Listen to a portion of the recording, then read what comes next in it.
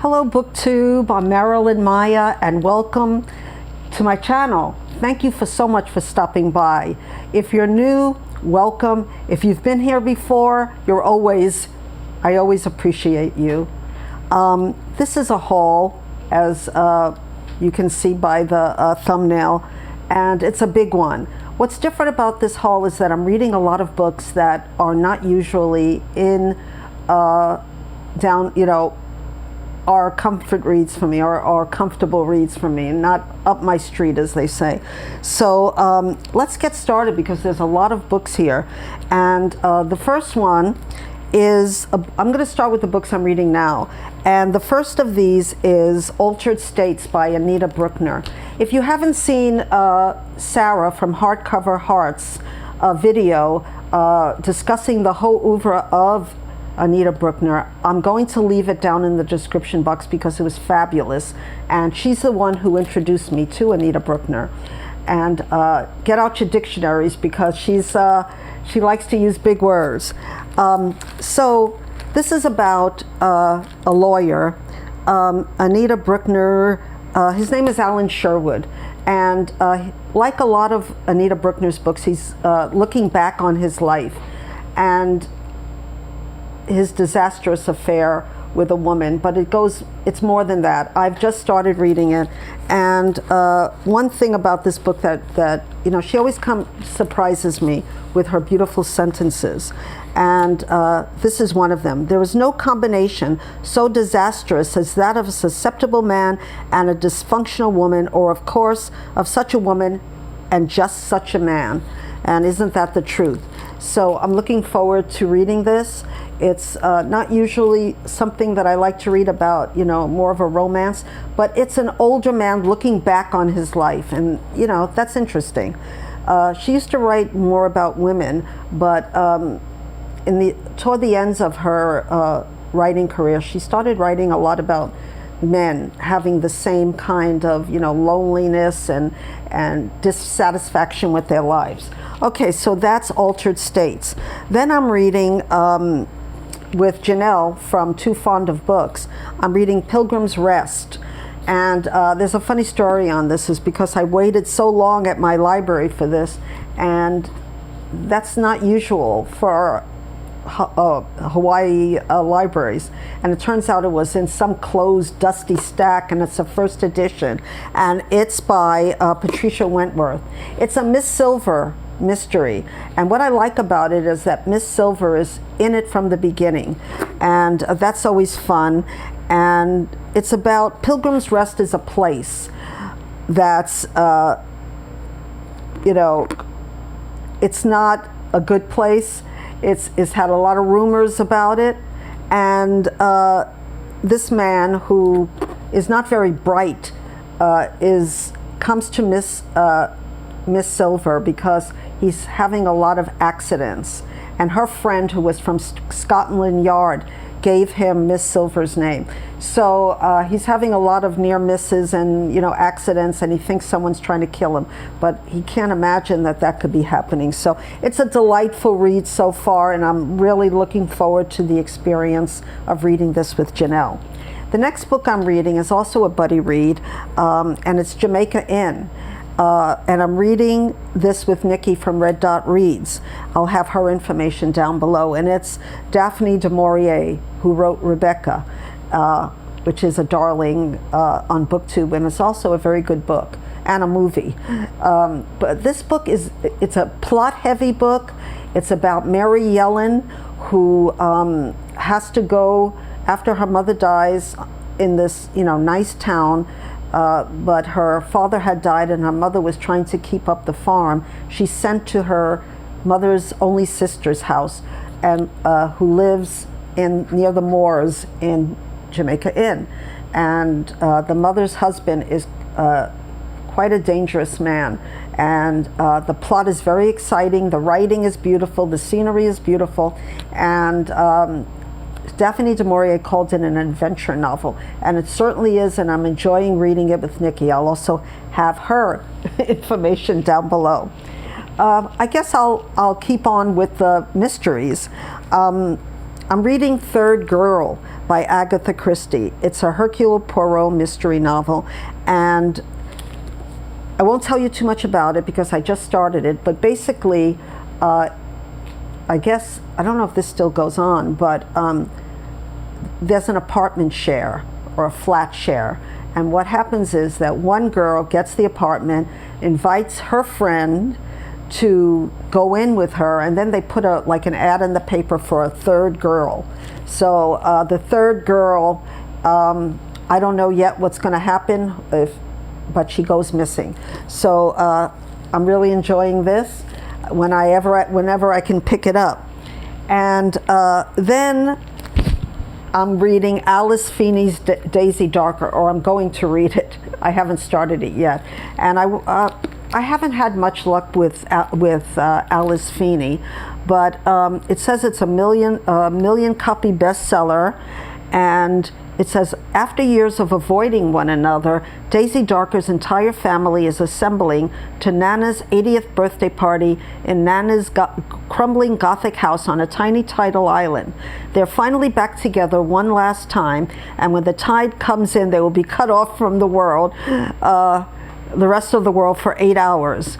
And the family arrives, and Nana is found dead. An hour later, guess what? One by one, they're found dead. So yeah, it's a take on Agatha Christie's famous novel, and many others who have, and then there were none who have taken up that trope. But you know, I'm interested to see how Alice Feeney does it. It's kind of scary. I found, and then there were none kind of scary when I first read it. But then I'm sort of a, you know, I'm a coward that way when it comes to these kind of books. I think that's the end of my my mysteries. I'm going to start now with a trope, or not a trope, but a genre that I don't usually read, and that's more of contemporary fiction. This book, I might have mentioned it before, but I had to buy this book because I could not find it anywhere in Hawaii, the bookstore or my library, and it's called Careless. It was long listed for the Woman's Prize for Fiction last year, so it's one of my newest books. I've had it for a little while, and it's about the care system in the UK, and it says sometimes it's easy to fall between the cracks. It says it's outstanding, heartbreaking, but hopeful, by Kirsty Capes. And fearless, motherless, careless. At 3:04 on a hot, sticky day in June, Bess finds out she's pregnant. She can tell her social worker, Henry, but he's useless. She could tell her foster mother, Lisa, but she won't understand. She really ought to tell Boy, but she hasn't spoken to him in weeks. Bess knows more than anyone that love doesn't come without conditions, but this isn't a love story. So I'm really, a lot of people who didn't like the woman's list for fiction said that this was the only one that they really were drawn to, and I felt that way after just hearing about it, though I did read The Sentence by Louise Erdrich, and I loved it. But so this is in my haul. Another contemporary fiction book from the UK that was in my library is Factory Girls by Michelle Gallen, and she's the author of Big Girl, Small Town. And this is about a time, 1994, in Northern Ireland during the time of the Troubles, as they call them. And it's about the girls that live in the town. And it's about one particular girl, smart mouth Maeve Murray. She wants good final exam results so she can earn her ticket out of the wee Northern Irish town she has grown up in during the Troubles. So she's taken a first step, and I read like the first 2 pages, and she goes to a factory and gets a job where most of the girls in the town work. The only thing that keeps me from this book is the dialogue. It's a very Northern Irish dialogue that I'm not familiar with, so maybe I'm going to miss all the jokes or the the things that make it special, but I'm going to try. So that's Factory Girls. My next contemporary fiction book is really unusual for me because it's a young adult book, but I'm interested in the trope here. It's called The Life and Crimes of Hoodie Rosen, and it's by Isaac Blum. And it's about an Orthodox Jewish boy and his so-called crimes. So Hoodie Rosen's life isn't that bad. Sure, his entire Orthodox Jewish community has just picked up and moved to the quiet, mostly non-Jewish town of Tregoron, but Hoodie's world hasn't changed that much. He's got basketball to play, studies to avoid, and a supermarket full of delicious kosher snacks to eat. The people of Tregoron aren't happy that so many Orthodox Jews are moving in at once, but that's not Hoodie's problem. That is, until he meets and falls for Anna Marie Diaz O'Leary, who happens to be the daughter of the obstinate mayor trying to keep Hoodie's community out of the town. So this is really cute to me. And it says it's a witty, profound look at cross-cultural friendship, courageous honesty, and how a willingness to truly see and love our neighbors can change an entire neighborhood. How can I resist this book? You know, I don't care if it's young adult, I'm reading it. Along the same vein, I happened to come across Jephte's Daughter, a novel by Naomi Ragen, and this was her first novel. I've never read her before. It was written in '89, and it's also about Hasidic sex. And Jephte's Daughter is the story of Bathsheba Levy, a beautiful young woman born into a religious, affectionate family. The pampered daughter of a wealthy Jewish businessman, Bathsheba grows up on the posh suburbs of Los Angeles.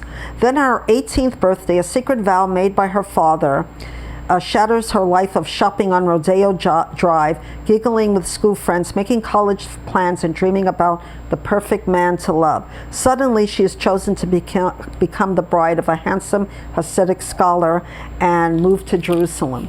And this is a coming-of-age story, yet it's also shows, you know, it's about arranged marriages in general and how they can turn out to be good and they can also turn out to be disastrous.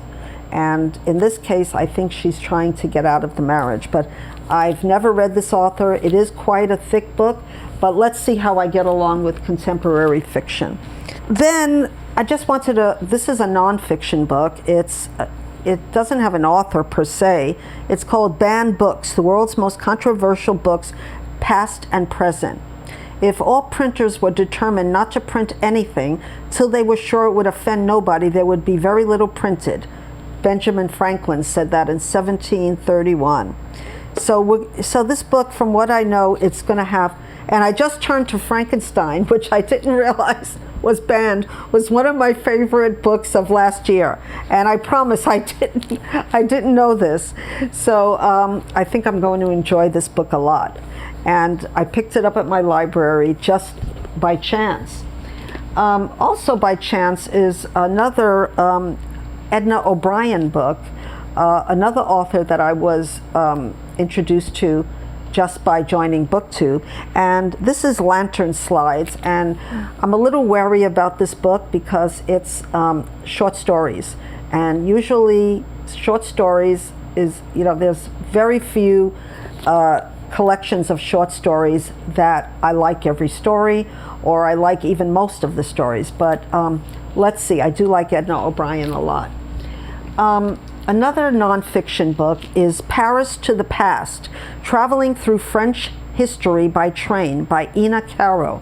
And I was introduced to this book by Kelly from Books I'm Not Reading, who loved it very much. And it's about, it says, one of the most captivating and original travel books in years. Gay Talese said that, and he's gone now, I'm pretty sure. So just wondering, this book was written in 2011. Maybe he's not gone. Let me know. So, with lively historical stories, dramatic biographies, and countless tips on everything from charming bistros to grand hotels, Ina Caro guides us through the splendors of French history, all through 25 of her favorite train trips from central Paris. Never before has French history been this rewarding. I don't know too much about French history, but I love France, I love Paris. So, and she, Kelly has just loved this book. So I found it in my library and I said, I'm reading it. Another nonfiction book that I want to read for selfish reasons is Things I Don't Want to Know by Deborah Levy. And it's a memoir. And Deborah Levy is very known for her memoirs. And I read one of her books called Swimming. Things I Don't Want to Know is the first in Deborah Levy's essential 3-part living autobiography on writing and womanhood. And she takes George Orwell's famous essay, Why I Write, as a jumping off point. So she's supposed to be, Deborah Levy, a wonderful writer of memoirs. She writes like she's written like 3 memoirs, and they're supposed to be so well written. I'm a memoir writer, so I really want to see what her secret is. Not that I'm going to steal it, but just want to know. Another book about travel, and it's a nonfiction book. It's Without Reservations, The Travels of an Independent Woman by Alice Steinbach. And this was written in 2000, so it's, it's not a brand new book, but it's a book about a woman who, has a very she's taking care of herself for many years and has a job, and I've never read it, but I was looking through it. And it says, who am I away from the things that define me? And I think that I must have asked myself that without traveling so much, but living in different places. Who am I? I don't know if she was a mother, but it says here that she's, that this is in the tradition of Anne Morrow Lindbergh's Gift from the Sea and Francis Mayer's Under the Tuscan Sun. So she explores the world and rediscovers what it means to be a woman on her own. And she says, in many ways, I was an independent woman, a single working mother. I made my own choices, paid my own bills, shoveled my own snow, and I had relationships that allowed for a lot of freedom on both sides. But yet, who am I? She's asking. And I think every woman has asked that question, and a few men in their lives. So I'm looking forward to reading this. And one that I have left over, and it is a mystery book, is Partners in Crime. When I say a leftover, from all of the Agatha Christie books that I read last month, because it was like Christie's Christmas and Cloak and Dagger Christmas and Christie's Missing, and Cloak and Dagger Christmas had different teams, and I was on Kevy's team, and I was reading Tommy and Tuppence, and this is only the second Tommy and Tuppence book that I read, that I haven't read, and I'm not sure I'm going to read it because it's more of an adventure story, which is not really my top trope in mysteries. But Tommy and Tuppence Beresford are restless for adventure, so when they are asked to take over Blunt's international detective agency, they leap at the chance. So yeah, I'm going to try to read this and see how I get along with it. So what else am I reading? I do have, and I haven't looked at it, though I've opened it, a new book that was sent to me. And I'm going to open it right now. And why do they do this? I'm not going to use DoorDash, but they've been doing that. And who is this from? Second Sale. Have you used Second Sale? I've ordered a few books in the last few months, so I don't know really which one this is. So let me see which one this is. Okay, so, oh, another Agatha Christie. Now I remember. I heard that this Agatha Christie was one of her favorites. And it's called Ordeal by Innocence. And it says now a limited TV series. And what is this about? Okay. According to the courts, Jocko Argyle bludgeoned his mother to death with a poker. The sentence was life imprisonment. But when Dr. Arthur Calgary arrives with the proof that confirms Jocko's innocence, it is too late. He died behind bars following a bout of pneumonia. Worse still, the doctor's revelations reopen old wounds in the family, increasing the likelihood that the real murderer will strike again. And looks like a brand new book. So I think I must have, well, it's second sale, but it's in wonderful condition. So I have a lot of mysteries to read this month. So that's my haul. I want to make sure that I've given you everything that I've hauled. I think I have. So this is going to be quite the month, you know. This is 2023, as we all know, and this is my first book haul of 2023. And I'm changing a lot of things about my channel, and not doing a lot of book hauls is one of them. But I did have a lot of books because I haven't done a lot of videos lately. So there's been a lot of reading going on. And that's what happens when you don't do a lot of videos. You start reading more, or at least I do. So I'm looking forward to maybe doing 2 videos a week this year, but I'm not promising anything because I'm so enjoying just being a part of the community and doing my buddy reads and watching other people's channels. And I hope that you will watch mine and like and comment and subscribe, as we all say. And I will see you in another video where I'm going to talk about some of those changes that I'm making in my channel. This is going on my 3rd year. So, well, it will be in August. So I really thank you if you've watched to the end, and thanks to all my new subscribers, a few new ones. Welcome, and I'll see you in my next video. Aloha!